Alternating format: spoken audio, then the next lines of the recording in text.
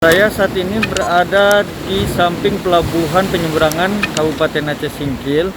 Di samping pelabuhan ini dilindungi oleh tanggul pengaman dari ombak. Sayangnya seperti terlihat di belakang saya, tanggul mulai jebol.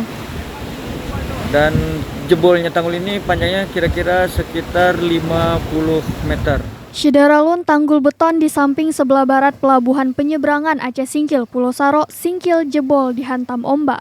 Berdasarkan pantauan serambinews.com, pada Jumat 18 Februari 2022, air laut telah menggerus daratan sekitar 50 meter dan membentuk kubangan yang mengancam pemukiman penduduk. Sementara di belakang tanggul terdapat dua bangunan milik pemerintah, salah satunya Gedung Pusat Informasi Wisatawan milik Dinas Pariwisata Pemuda dan Olahraga Aceh Singkil. Amran, Kabid Pemasaran Pariwisata Dinas Pariwisata Aceh Singkil yang tinggal di dekat tanggul jebol itu berharap segera dilakukan perbaikan sebelum kondisi tersebut bertambah parah.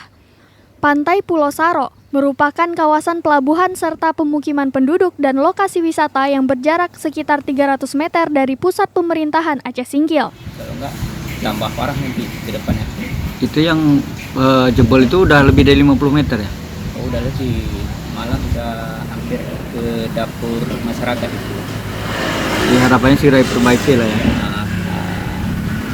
Kalau di sampingnya itu kan ada bangunan pemerintah TIC itu udah mulai dikerok juga itu, yang gudang yang dibangun BRR itu. Sejauh ini, belum semua pantai dilindungi tanggul penahan ombak, sehingga ketika musim angin tenggara tiba, hempasan ombak akan masuk ke daratan. Dari Aceh Singkil, Dede Rosadi, Serambi On TV.